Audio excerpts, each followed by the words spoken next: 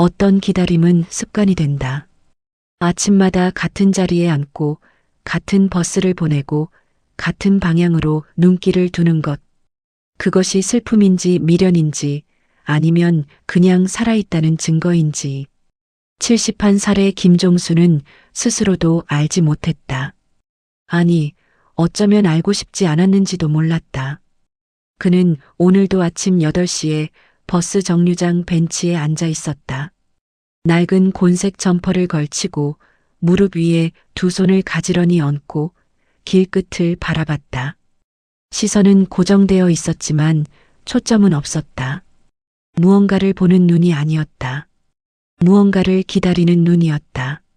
마을 어귀에 자리 잡은 그 정류장은 작고 낡았다.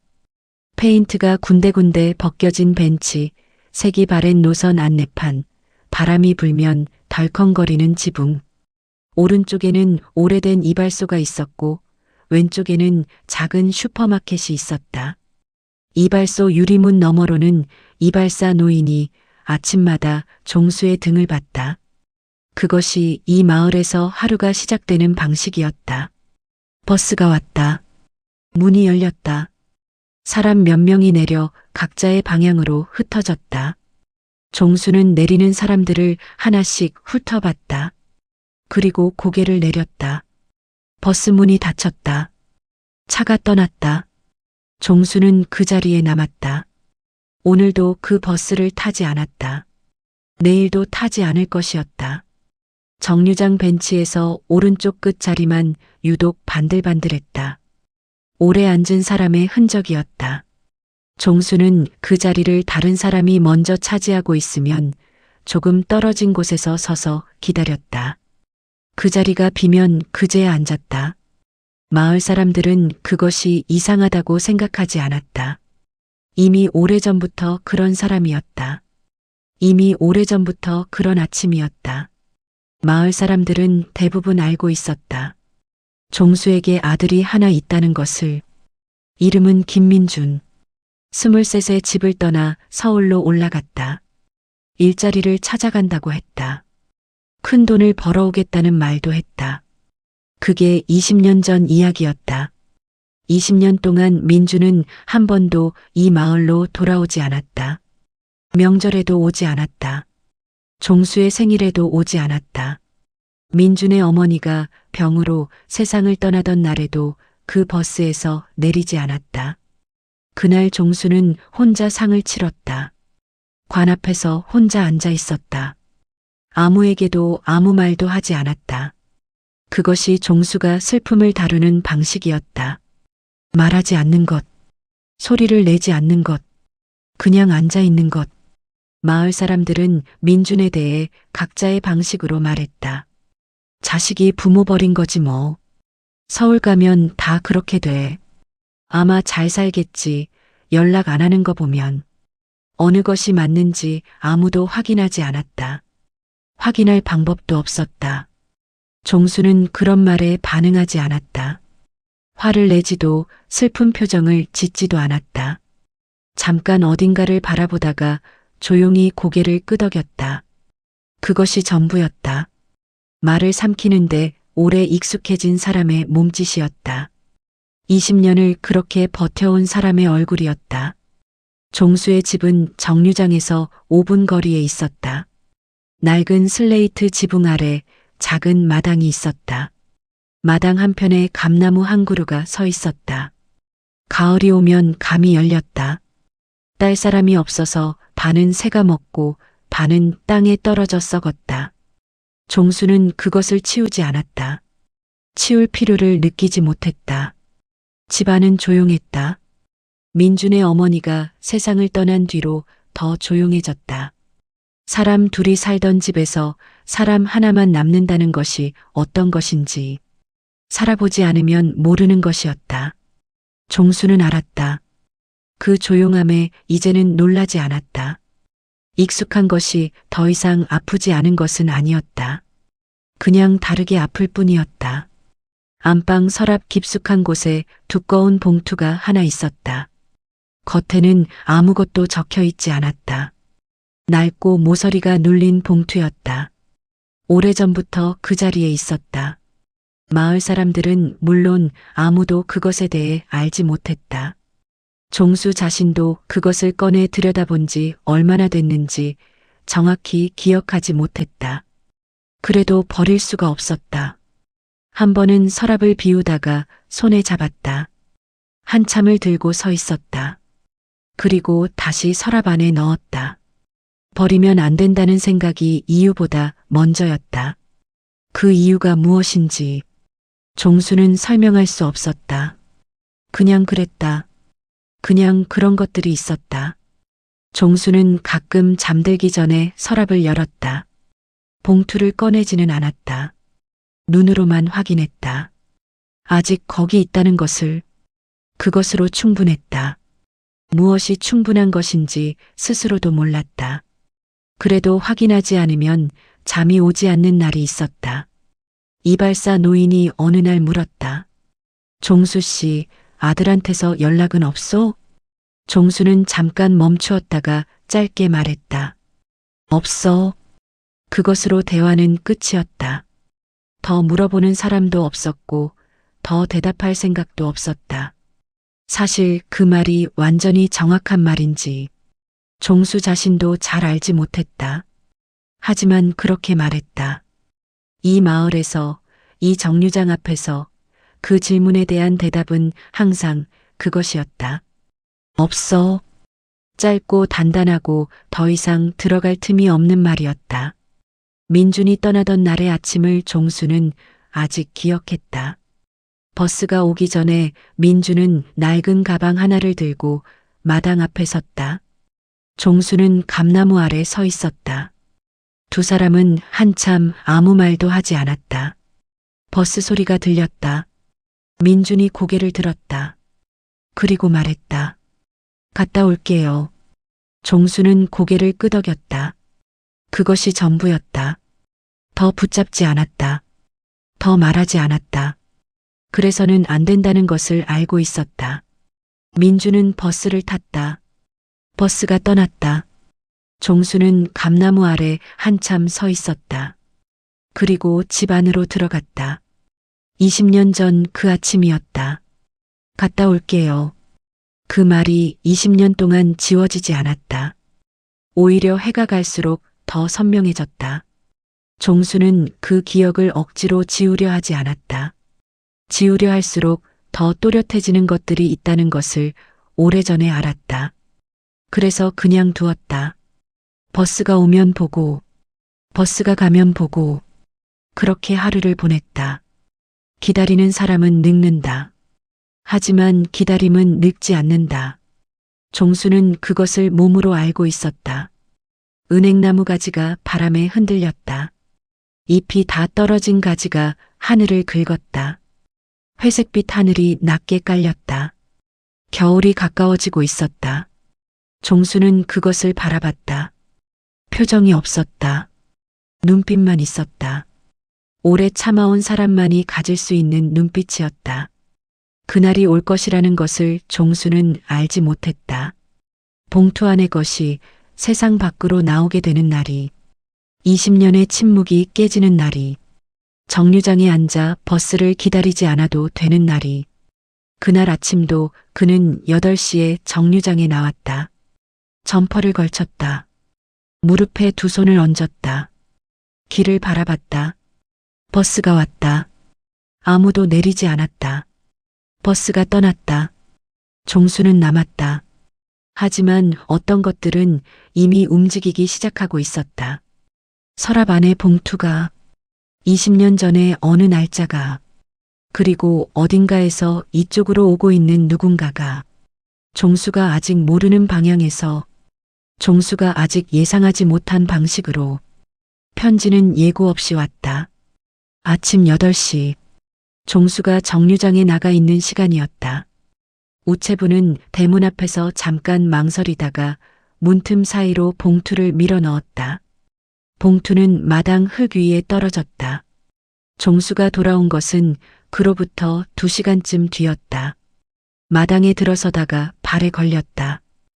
허리를 굽혀 주었다. 흙이 살짝 묻어 있었다.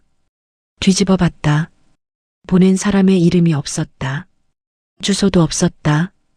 우표만 붙어 있었다. 부산 소인이었다. 종수는 그 봉투를 한참 들여다봤다. 그리고 마루에 걸터 앉아 천천히 뜯었다. 안에는 종이 한 장이 들어 있었다. 접혀 있었다. 한 번만 접힌 종이었다. 펼쳤다. 글씨가 몇 자 적혀 있었다. 짧았다.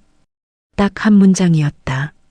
아버지는 아직도 정류장에 가십니까? 종수의 손이 멈췄다. 종이를 쥔 손가락이 하얗게 조여들었다. 글씨를 다시 봤다. 한 번 더 봤다. 손이 떨렸다. 조금이었지만 분명히 떨렸다. 아들의 글씨였다. 20년이 지나도 잊을 수 없는 글씨였다. 민준이 어릴 때부터 삐뚤게 쓰던 글씨. 받침을 항상 너무 크게 쓰던 버릇. 그 버릇이 그대로였다. 종수는 종이를 내려놓지 못했다. 한참을 그렇게 앉아 있었다. 마당에 바람이 불었다. 감나무 가지가 흔들렸다. 새 한 마리가 지붕 위에 앉았다가 날아갔다. 종수는 그것을 보지 못했다. 글씨만 봤다. 다음 날도 그 다음 날도 종수는 정류장에 나갔다. 달라진 것은 없었다. 버스가 왔고 버스가 갔고 내릴 사람은 내렸다. 민주는 오지 않았다. 하지만 종수는 이전과 조금 달랐다. 정류장에 앉아서도 자꾸 대문 쪽을 돌아봤다. 우체부가 오는 시간대가 되면 자리에서 일어날까 말까 망설였다. 그러다가 다시 앉았다. 그러다가 또 일어섰다. 이발사 노인이 유리문 너머로 그 모습을 봤다. 뭔가 달라졌다는 것을 느꼈지만 묻지 않았다. 종수가 먼저 말하지 않는 것에는 이유가 있었다. 그것을 이 마을 사람들은 오래전부터 알고 있었다. 한 달이 지났다. 편지가 또 왔다. 이번에는 대구였다. 종수가 집에 있을 때였다. 우체부가 대문을 두드렸다. 종수가 직접 받았다. 우체부는 아무 말도 하지 않았다. 종수도 아무 말도 하지 않았다. 봉투를 받아들고 마루에 앉았다. 뜯었다. 아버지 건강은 어떻습니까? 그것이 전부였다. 이번에도 한 문장이었다. 그리고 봉투 안쪽 모서리에 숫자 하나가 작게 적혀 있었다. 처음에는 눈에 띄지 않았다. 봉투를 접으려다가 보였다. 6자리였다. 종수는 그것을 보고 잠깐 고개를 기울였다. 그리고 봉투를 서랍에 넣었다. 처음 편지 옆에 세 번째 편지는 인천에서 왔다. 저는 잘 있습니다. 네 번째는 광주에서 왔다. 어머니 산소는 제가 알아서 하겠습니다. 다섯 번째는 전주에서 왔다. 저는 아직 돌아갈 용기가 없습니다. 그리고 덧붙었다. 조금만 더 기다려 주십시오. 5개의 봉투, 5개의 도시, 한 번도 같은 곳이 없었다. 종수는 그것을 이상하게 생각했다. 민준이 여기저기를 옮겨 다니는 것인지, 아니면 다른 이유가 있는 것인지. 편지지에는 그런 것을 물어볼 주소도 번호도 없었다. 종수 쪽에서 연락할 방법이 없었다. 오는 것을 받는 것뿐이었다. 그것이 규칙처럼 느껴졌다. 민준이 정해둔 규칙. 아버지는 기다리기만 할 것. 아버지는 오려고 하지 말 것. 그런 뜻처럼 느껴졌다. 5번째 편지가 온 날 저녁. 종수는 서랍에서 봉투를 전부 꺼냈다. 마루에 나란히 펼쳐놓았다. 5장의 편지지, 5개의 봉투, 그리고 각각 봉투 안쪽에 적힌 숫자들. 종수는 그 숫자들을 종이에 옮겨 적었다. 나란히 왼쪽에서 오른쪽으로. 손이 멈췄다. 숫자들이 하나의 날짜를 이루고 있었다. 연도, 월, 일. 민준이 서울로 떠난 날이었다. 20년 전 그 날짜였다. 종수는 그 날짜를 외우고 있었다. 잊어버리려고 한 적도 없었다. 잊힐 리가 없었다. 종수는 적어놓은 숫자를 가만히 바라봤다. 오래 바라봤다. 민준이 그 날짜를 보낸 것은 한 가지를 말하려는 것이었다. 나는 민준이다. 다른 누가 아니라 진짜 민준이다. 그 확인이었다. 아버지만 알 수 있는 날짜. 아버지만 알아볼 수 있는 증거. 민준은 그것을 숫자로 나눠 넣었다. 편지 하나하나에. 종수의 눈이 뜨거워졌다. 눈을 감았다. 한 번만 감았다. 그리고 다시 뜰 때는 표정이 돌아와 있었다. 평소의 얼굴이었다. 조용하고 단단한 얼굴이었다. 하지만 눈 안쪽이 달랐다. 그날 밤 종수는 오래 잠들지 못했다. 이불을 덮고 누웠지만 눈이 감기지 않았다. 천장을 봤다. 어두웠다. 민준이 왜 여러 도시에서 보내는지, 왜 한 번도 같은 곳에서 보내지 않는지, 왜 직접 오지 않고 편지만 보내는지, 왜 돌아갈 용기가 없다고 했는지, 그 말이 마음에 걸렸다. 용기. 그것이 없어서 못 온다는 말이었다. 무서운 것이 있다는 말이었다. 종수는 그게 무엇인지 몰랐다. 생각해봤다. 오래 생각해봤다. 하지만 알 수 없었다. 편지에는 그런 이야기가 없었다. 종수가 알고 있는 것은 이것뿐이었다. 20년 전에 민준이 서울로 갔다. 공사 현장에서 일을 시작했다. 그리고 소식이 끊겼다. 서랍 안에 봉투가 있었다. 그 봉투를 종수는 오늘 밤도 열지 않았다. 민준의 편지들 옆에 그것을 두었다. 그것은 다른 사람이 보낸 것이었다. 20년 전에 받은 것이었다.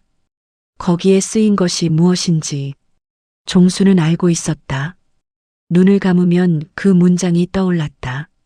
잠들기 전에 항상 그랬다. 20년 동안 그랬다. 새벽에 바람이 불었다. 슬레이트 지붕이 낮게 울렸다. 종수는 눈을 뜬 채로 누워 있었다. 생각했다. 민준이 편지를 보낸다는 것은 살아있다는 것이었다. 그것은 확인됐다. 그것이 전부가 아니라는 것도 알았다. 살아있지만 오지 못하는 이유가 있었다. 그 이유가 민준이 혼자 감당하고 있는 무엇이었다. 종수는 그것이 무엇인지 알아야 했다. 하지만 방법이 없었다. 편지는 왔지만 대답을 보낼 곳이 없었다. 찾아갈 주소도 없었다. 종수가 할 수 있는 것은 기다리는 것뿐이었다. 또 기다리는 것이었다. 그것이 종수를 무겁게 했다. 기다림이 지겨운 것이 아니었다. 아들이 혼자 무언가를 감당하고 있다는 것. 그것을 알면서 아무것도 할 수 없다는 것. 그것이 무거웠다. 아비가 할 수 있는 것이 없다는 것. 71살의 몸이 더 크게 느껴지는 순간이 있었다. 동시에 더 작아지는 순간이 있었다. 지금이 그런 순간이었다. 아침이 왔다. 종수는 이불을 걷고 일어났다. 세수를 했다. 밥을 먹었다. 점퍼를 걸쳤다. 정류장으로 나갔다. 벤치의 오른쪽 끝 자리에 앉았다. 무릎에 두 손을 얹었다. 길을 바라봤다. 하지만 오늘은 달랐다. 버스를 보내고 난 뒤에도 자리에서 일어나지 않았다. 마을 입구 쪽을 바라봤다. 이번에는 버스가 아니라 다른 것을 기다리는 눈이었다. 다음 편지를 기다렸다. 그리고 그 다음으로 오게 될 것을, 아직 알 수 없는 무언가를 종수는 느끼고 있었다. 편지가 계속 온다는 것은 민준이 무언가를 향해 움직이고 있다는 것이었다. 서서히, 조금씩, 이쪽을 향해, 아니면 무언가가 이쪽으로 오고 있다는 것이었다. 민준 대신에, 민준보다 먼저, 그것이 무엇인지 종수는 아직 몰랐다. 하지만 알게 될 것이었다. 오래지 않아. 벤치가 차가웠다. 겨울이 깊어지고 있었다. 종수는 손을 무릎 위에 꼭 쥐었다. 그리고 기다렸다. 편지가 끊겼다. 11번째 편지가 온 뒤였다. 그 편지는 강릉에서 왔다. 내용은 짧았다. 아버지, 조금만 더 기다려 주십시오. 그것이 마지막이었다. 한 달이 지나도 오지 않았다. 두 달이 지나도 오지 않았다. 세 달이 지나자 종수는 우체통을 하루에 2번씩 확인했다. 아침에 1번, 오후에 1번. 우체통은 비어 있었다.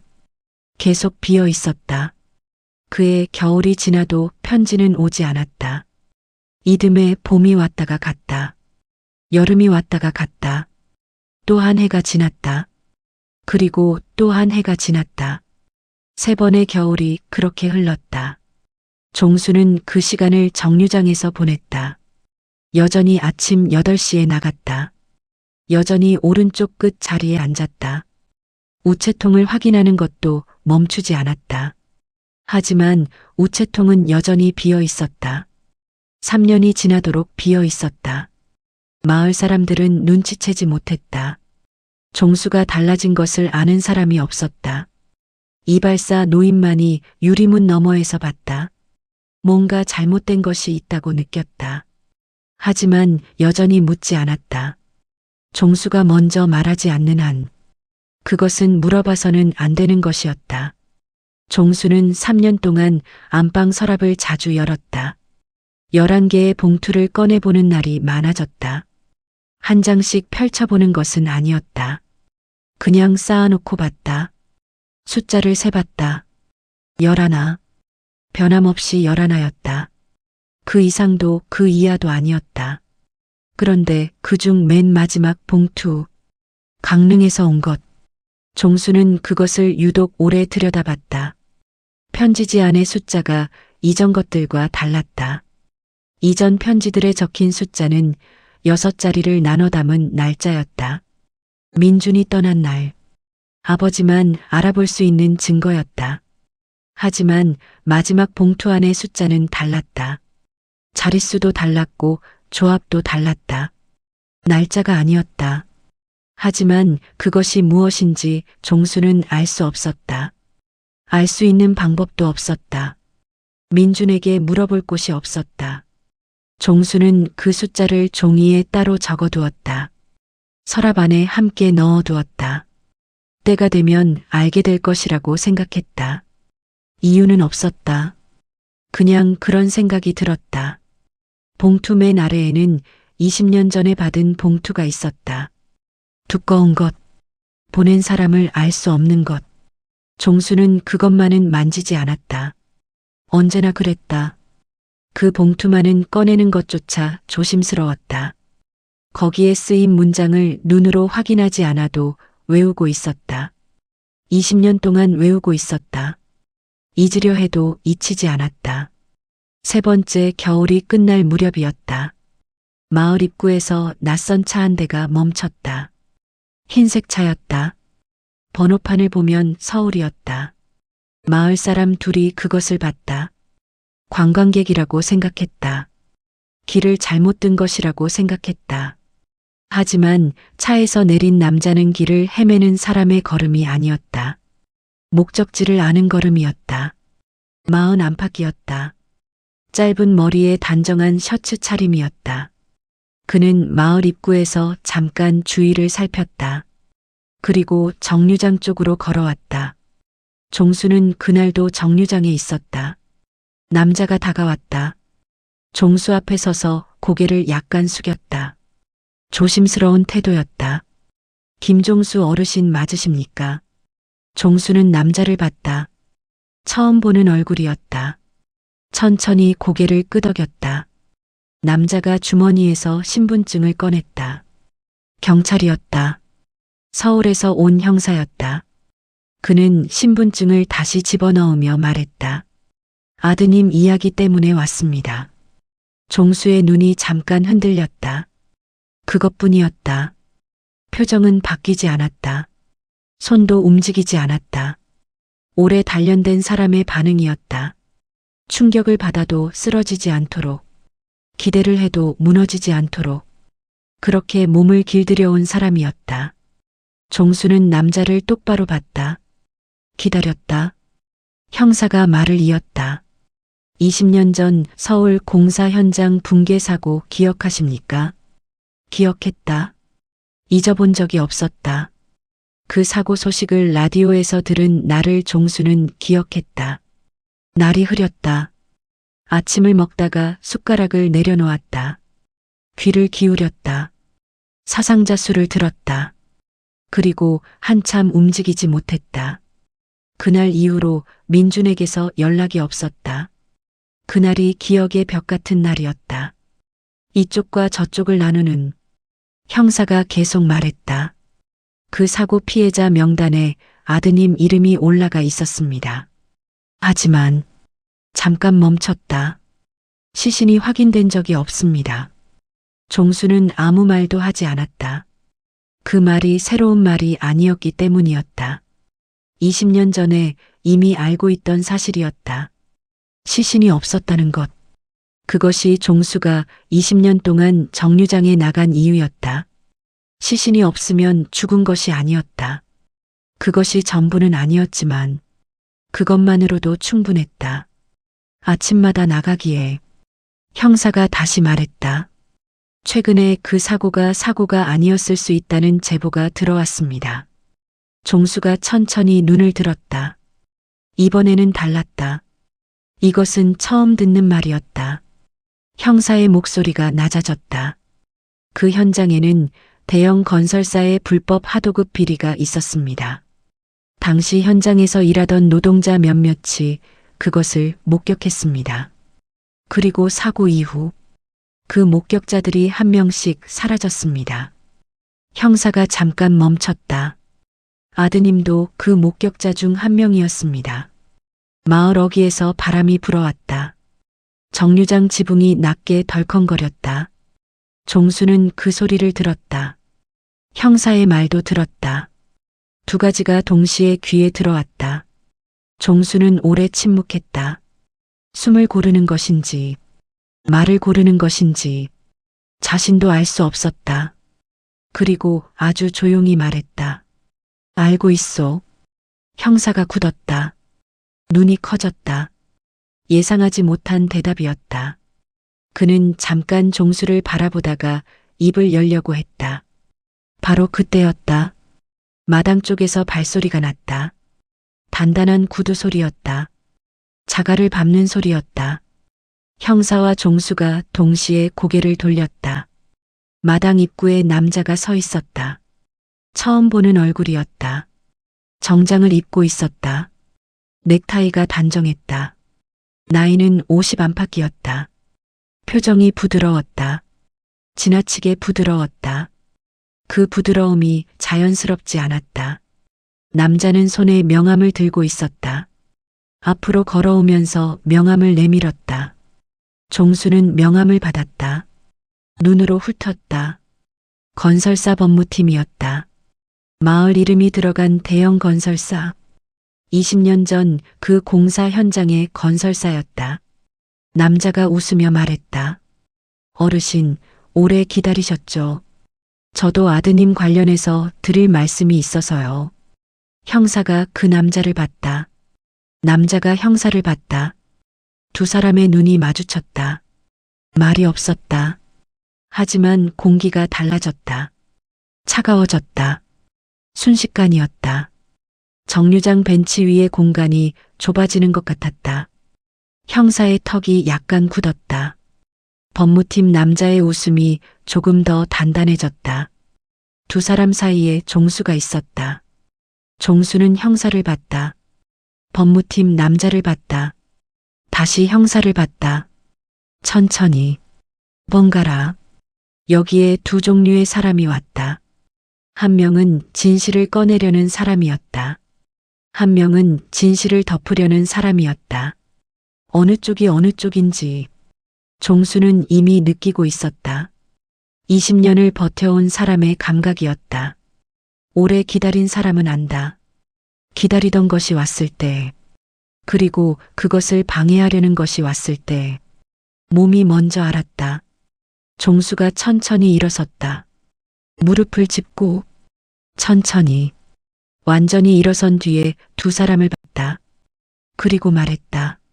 안으로 들어오시오. 잠깐 멈췄다. 둘 다. 형사가 움직였다. 법무팀 남자도 움직였다. 두 사람이 종수의 뒤를 따랐다. 자갈 위에 세 켤레의 발소리가 났다. 간격이 일정하지 않았다. 각자의 속도가 달랐다. 각자의 목적이 달랐다. 종수는 먼저 걸었다. 앞을 봤다. 마당을 가로질렀다. 감나무 아래를 지났다. 마루 앞 뱃돌에서 신발을 벗었다. 안으로 들어갔다. 방 안으로 햇빛이 비스듬히 들어왔다. 먼지가 천천히 떠다녔다. 종수는 방 가운데 앉았다. 두 사람이 맞은편에 앉았다. 서로 다른 편에. 안방 서랍이 보였다. 그 안에 봉투들이 있었다. 11하나의 편지. 그리고 20년 전의 것. 그리고 따로 적어둔 숫자 하나. 종수는 그 서랍을 보지 않았다. 하지만 알고 있었다. 거기 있다는 것을. 지금 이 방에서 일어나는 일이 그 서랍 안의 것과 이어져 있다는 것을. 20년이 한 방 안으로 모이고 있었다. 형사와 법무팀 남자와 종수와 그리고 어딘가에 있을 민중까지.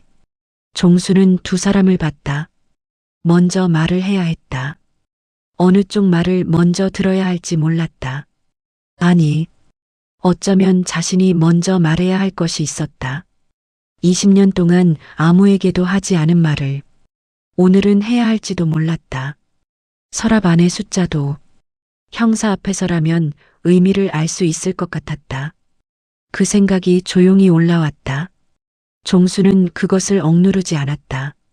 억눌러온 것들이 이미 너무 오래되었다. 오늘만큼은 말해야 할 것 같았다. 창밖으로 바람이 지나갔다. 감나무가 흔들렸다. 방 안이 잠깐 더 조용해졌다. 그 조용함 속에서 종수는 숨을 한 번 들이쉬었다. 20년의 무게를 천천히 들어올리는 것처럼. 그리고 입을 열었다. 방 안에 세 사람이 앉았다. 아무도 먼저 말하지 않았다. 형사는 수첩을 꺼내 무릎 위에 올려놓았다. 법무팀 남자는 양손을 모아 무릎 위에 얹고 기다렸다. 종수는 두 사람을 한 번씩 봤다. 그리고 말했다. 민준이한테서 전화가 왔소. 20년 전 사고 나고 사흘 뒤에. 형사가 앞으로 몸을 기울였다. 법무팀 남자의 표정이 굳었다. 웃음이 사라졌다. 아주 빠르게 사라졌다. 종수는 그것을 봤다. 보고도 모른 척했다. 살아있다고 했소. 종수의 목소리는 낮고 고요했다. 감정이 없는 것이 아니었다. 감정이 너무 깊어서 표면으로 올라오지 못하는 목소리였다. 오래 삭힌 사람만이 가질 수 있는 목소리였다. 하지만 말했소. 찾으러 오면 죽는다고. 나도 죽고 자기도 죽는다고.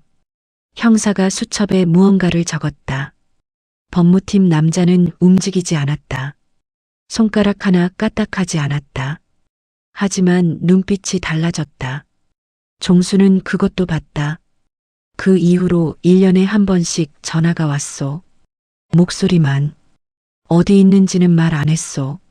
그냥 살아있다는 것만 알려줬소. 형사가 물었다. 몇 년까지 전화가 왔습니까? 종수는 잠깐 생각했다. 15년쯤 됐을 때까지. 그 이후로는 편지가 왔소. 한 달에 한 번씩. 형사가 다시 적었다. 종수가 말을 이었다. 3년 전부터 끊겼소. 전화도, 편지도. 그 말이 방 안에 떨어졌다. 무거웠다. 짧은 말이었는데 무거웠다. 형사가 수첩에서 눈을 들었다. 법무팀 남자가 손을 움직였다. 무릎 위에서 손가락이 조용히 깍지를 꼈다. 형사가 천천히 말했다. 3년 전 건설사 비리 내부 고발자가 한 명 나왔습니다. 익명이었습니다. 그 이후로 수사가 시작됐고 지금 재판이 진행 중입니다. 법무팀 남자의 얼굴에 뭔가가 스쳤다. 그늘 같은 것이었다. 잠깐이었다. 하지만 종수는 봤다. 형사도 봤다. 두 사람이 동시에 그 남자를 봤다. 형사가 그를 향해 말했다. 내부 고발자가 누구인지 우리는 알고 있습니다. 법무팀 남자가 자리에서 일어나려 했다. 의자에서 엉덩이를 들었다. 형사가 말했다.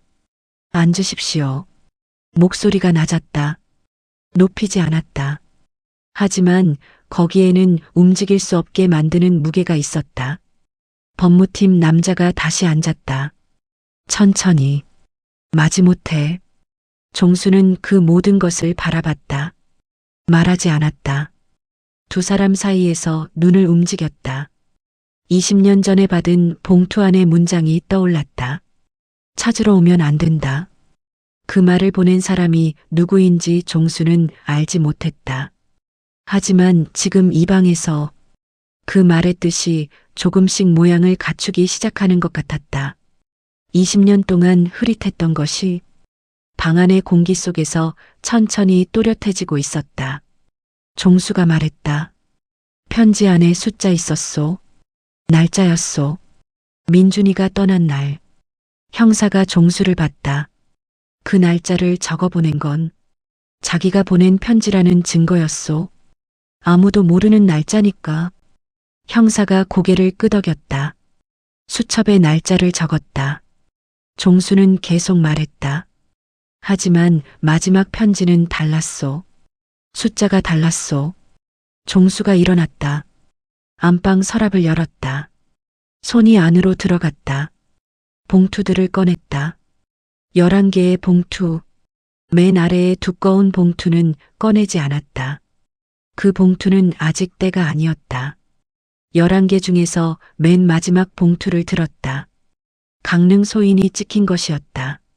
안에서 편지지를 꺼냈다. 형사에게 건넸다. 형사가 받아서 봤다. 편지지 아래쪽에 숫자가 있었다. 6자리였다. 형사의 눈이 커졌다. 수첩에 그 숫자를 옮겨 적었다. 잠깐 봤다. 다시 봤다. 그리고 천천히 말했다. 계좌번호입니다. 방 안이 조용해졌다. 법무팀 남자가 고개를 들었다. 무언가를 말하려다가 멈췄다. 입이 열렸다가 닫혔다. 형사가 계좌번호를 다시 봤다. 그리고 말했다.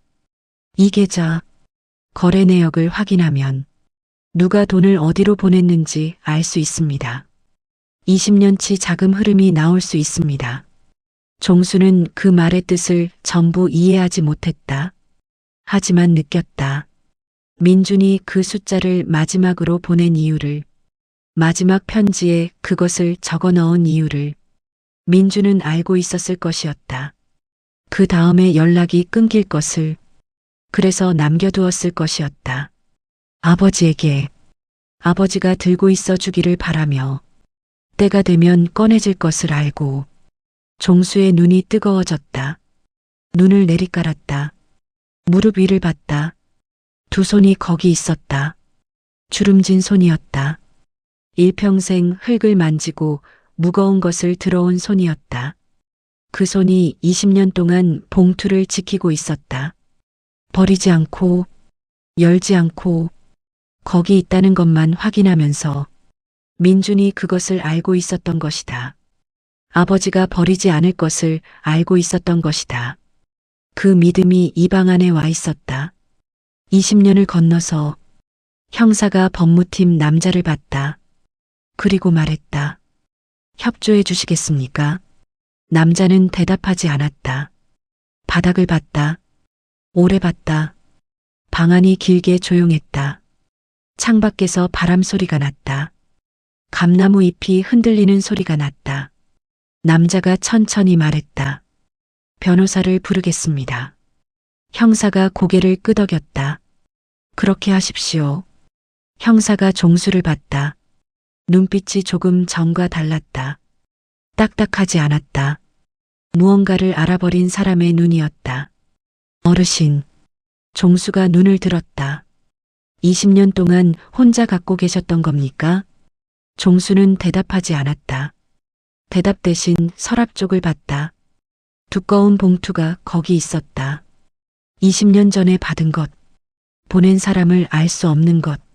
종수는 그것을 꺼냈다. 형사에게 건넸다. 형사가 받아서 열었다. 안에서 편지지 한 장이 나왔다. 읽었다. 표정이 굳었다. 종수를 봤다. 이걸 20년 동안 갖고 계셨습니까?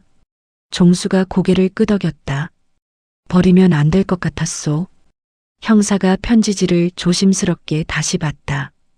거기에 적힌 문장은 하나였다. 당신 아들은 살아 있습니다. 하지만 찾으러 오면 안 됩니다. 형사는 그 문장을 수첩에 옮겨 적었다. 글씨 하나하나를 천천히. 법무팀 남자가 그 편지지를 봤다. 눈이 흔들렸다. 작게 흔들렸다. 하지만 아무 말도 하지 않았다. 종수는 두 사람이 편지를 보는 것을 바라봤다. 20년 동안 혼자 알고 있던 것이 이 방 안에서 다른 사람의 눈에 들어가고 있었다. 이상한 기분이었다. 홀가분하다고 할 수도 없었다. 무겁다고 할 수도 없었다. 그냥 달라지는 기분이었다.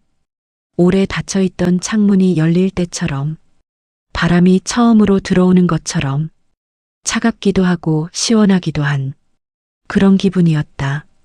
형사가 수첩을 닫았다. 종수를 봤다. 어르신, 아드님 반드시 찾겠습니다. 종수는 그 말을 들었다. 오래 들었다. 형사의 눈을 봤다. 거짓말하는 눈이 아니었다. 확신하는 눈이었다.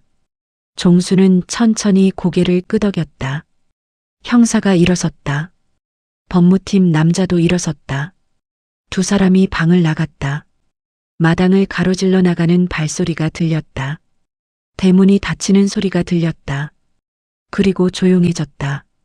종수는 방 안에 혼자 앉았다. 서랍이 열려 있었다. 비어 있었다. 봉투들이 모두 나와 있었다.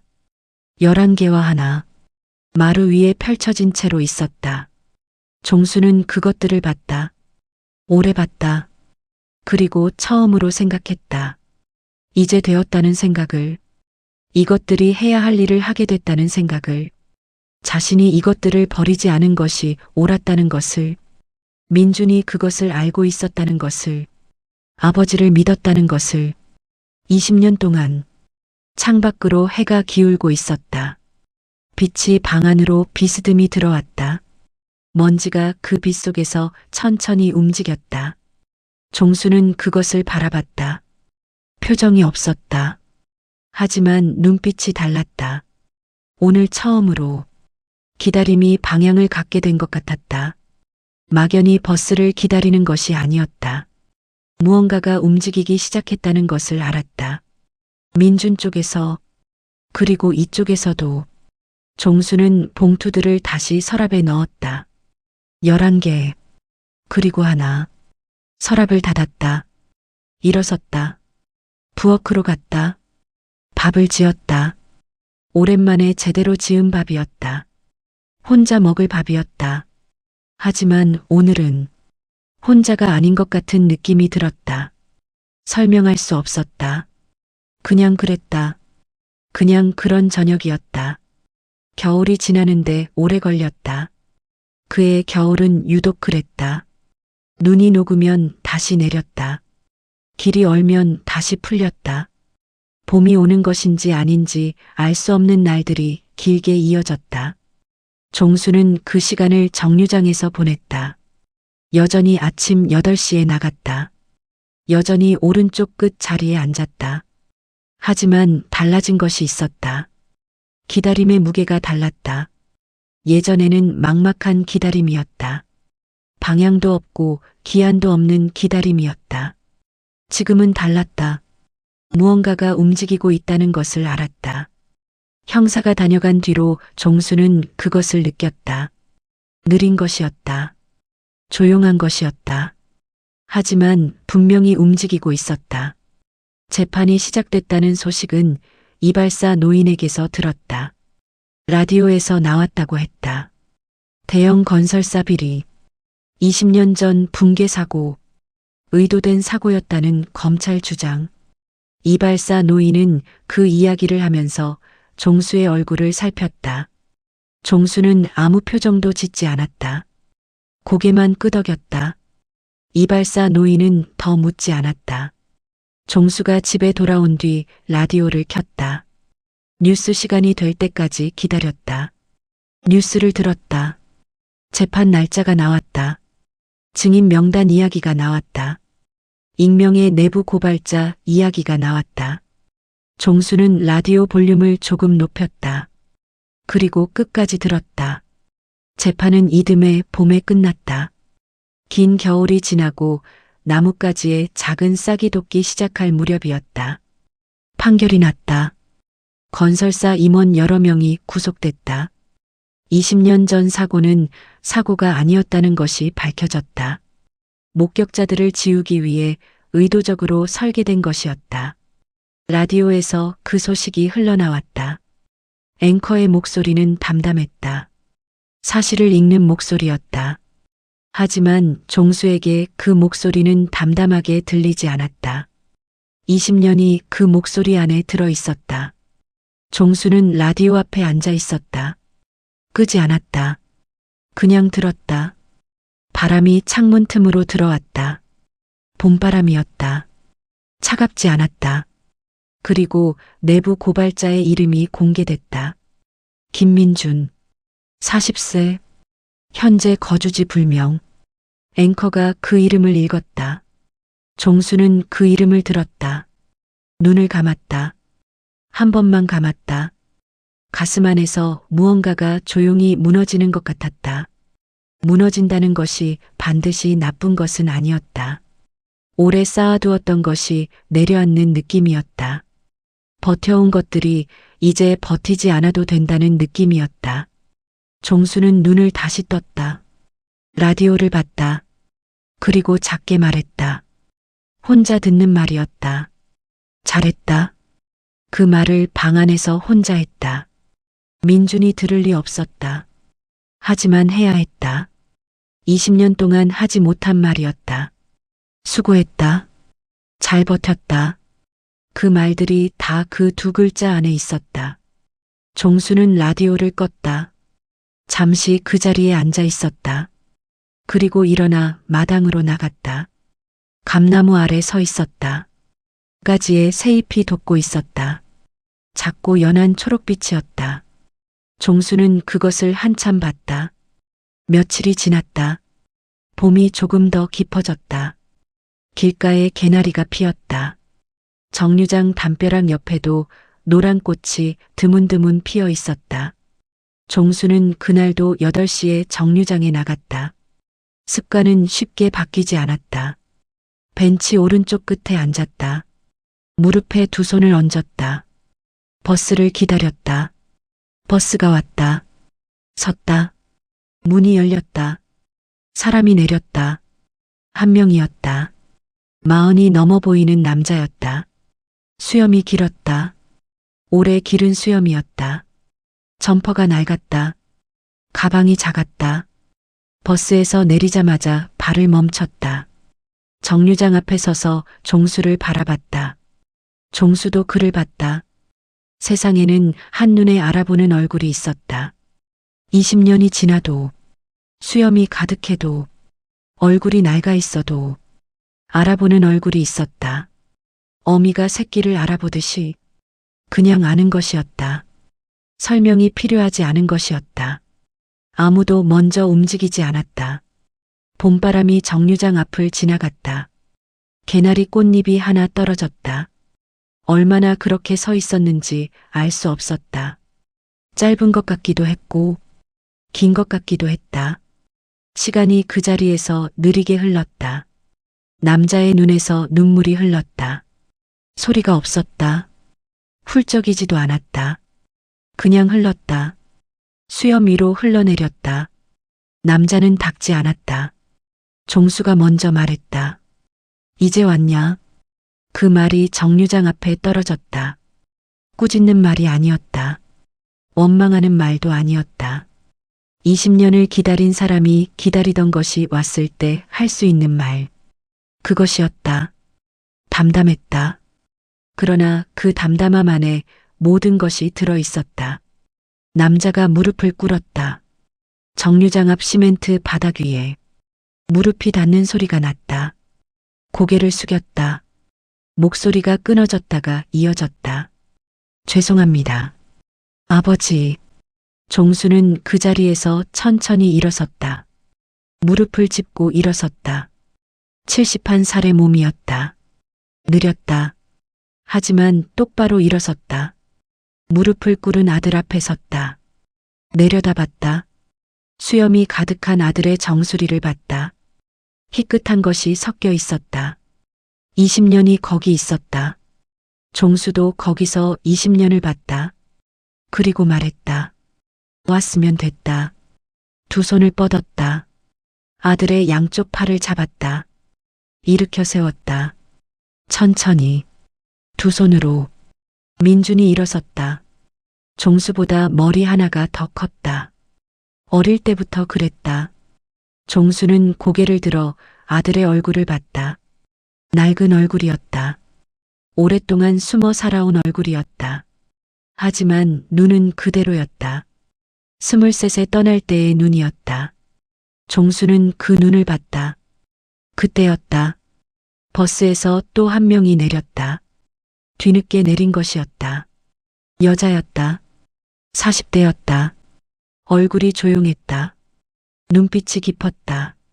그 여자는 아이 하나의 손을 잡고 있었다. 10살쯤 돼 보이는 아이였다. 여자는 정류장 앞에 서서 종수와 민준을 봤다. 다가오지 않았다. 때를 기다리는 사람의 눈이었다. 이 자리가 어떤 자리인지 알고 있는 사람의 눈이었다. 종수가 멈췄다. 민준을 봤다. 민준이 말했다. 아버지. 목소리가 끊어졌다. 한 번 끊어졌다가 다시 이어졌다. 얘네는 또 끊어졌다. 제 가족입니다. 종수는 그 말을 들었다. 가족. 그 단어가 공기 중에 떠 있었다. 종수는 여자를 봤다. 여자가 종수를 봤다. 고개를 숙였다. 조용하고 깊은 인사였다. 종수는 그 인사를 받았다. 그리고 아이를 봤다. 아이는 종수를 보고 있었다. 눈이 컸다. 민준을 닮은 눈이었다. 23세 민준이 갖고 있던 눈이었다. 그 눈이 지금 10살짜리 아이의 얼굴에 있었다. 종수의 눈이 뜨거워졌다. 고개를 들었다. 하늘을 봤다. 맑았다. 봄하늘이었다. 구름이 천천히 흘렀다. 종수는 잠깐 눈을 감았다. 아주 잠깐이었다. 눈꺼풀 안쪽이 뜨거웠다. 눈을 다시 떴다. 아이를 봤다. 아이가 조금 머뭇거리다가 앞으로 걸어왔다. 종수 앞에 섰다. 고개를 약간 치켜들고 종수를 봤다.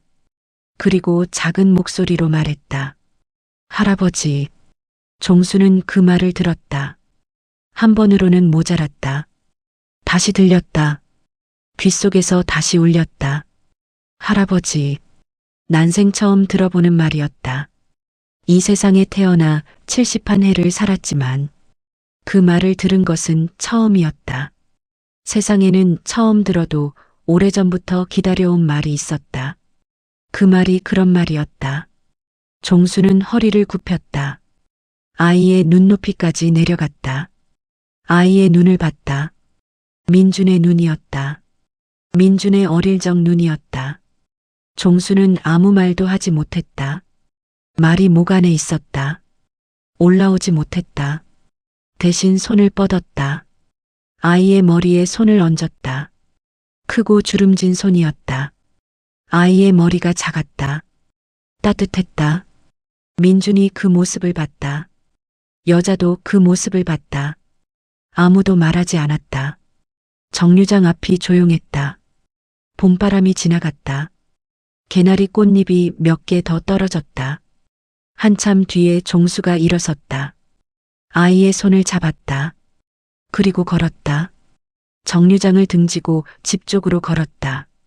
민준이 따라왔다. 여자가 따라왔다. 네 사람의 발소리가 길 위에 났다. 크기가 다른 발소리였다. 간격이 다른 발소리였다. 하지만 같은 방향이었다. 감나무 마당이 있는 집에 도착했다. 대문을 열었다. 안으로 들어갔다. 감나무가 서 있었다. 새잎이 돋아 있었다. 연한 초록빛이었다. 아이가 나무를 봤다. 손가락으로 가리켰다. 종수가 그것을 봤다. 가을 되면 감 열린다. 아이가 눈을 크게 떴다. 많이 열려요? 종수가 잠깐 생각했다. 많이 열린다. 그것이 전부였다. 짧은 대화였다. 하지만 그 안에 가을이 있었다. 함께 있을 가을이. 처음으로 같이 맞을 가을이. 종수는 그것을 알았다. 아이는 아직 몰랐다. 알게 될 것이었다. 그 가을이 오면 민준이 마루에 앉았다. 마당을 봤다. 20년 전에 떠나던 날 봄마당이었다. 감나무도 그 자리에 있었다. 낡은 슬레이트 지붕도 그대로였다. 달라진 것은 모든 것이었다. 달라지지 않은 것도 모든 것이었다. 민주는 마루 끝을 손으로 짚었다. 나무가 달아 있었다. 반들반들했다. 오래 앉은 사람의 흔적이었다. 이 나무가 기억하는 것들이 있을 것이었다. 민주는 손을 그 위에 얹었다. 오래 얹어두었다. 여자가 부엌으로 들어갔다. 물을 올렸다. 종수가 들어가려고 하자 말했다. 아버님은 앉아 계세요. 처음 듣는 호칭이었다. 아버님. 종수는 잠깐 멈췄다. 그리고 마루에 앉았다. 말대로 했다. 저녁이 되었다. 밥상이 차려졌다. 작은 상이었다. 오래된 밥상이었다. 민준의 어머니가 쓰던 것이었다. 네 사람이 그 앞에 앉았다. 상이 좁았다.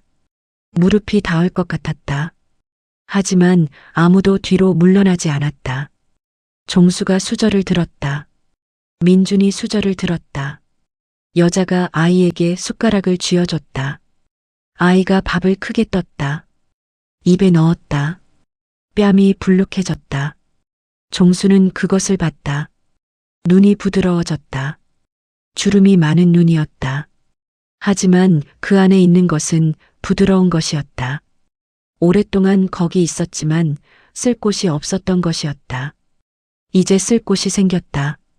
밥을 먹는 동안 많은 말을 하지 않았다. 이 가족이 원래 그런 가족이었다.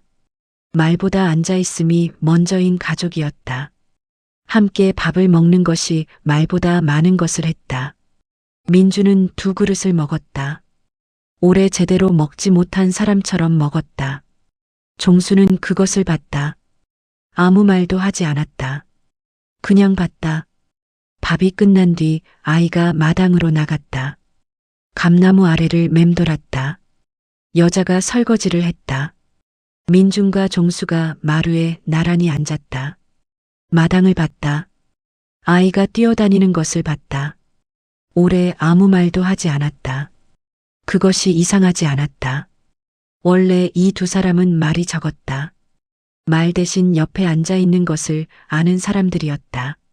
민준이 먼저 말했다. 무서웠습니다. 아버지, 오래 무서웠습니다. 종수는 마당을 보면서 들었다. 아버지한테 무슨 일이 생기면 그게 제일 무서웠습니다. 종수는 잠깐 있다가 말했다. 나는 괜찮았다. 민준이 고개를 숙였다. 알고 있었습니다. 그래서 더 미안했습니다. 2사람이 또 조용해졌다. 아이가 감나무를 손으로 두드렸다. 통통 소리가 났다. 새 한 마리가 지붕 위에 앉았다가 날아갔다.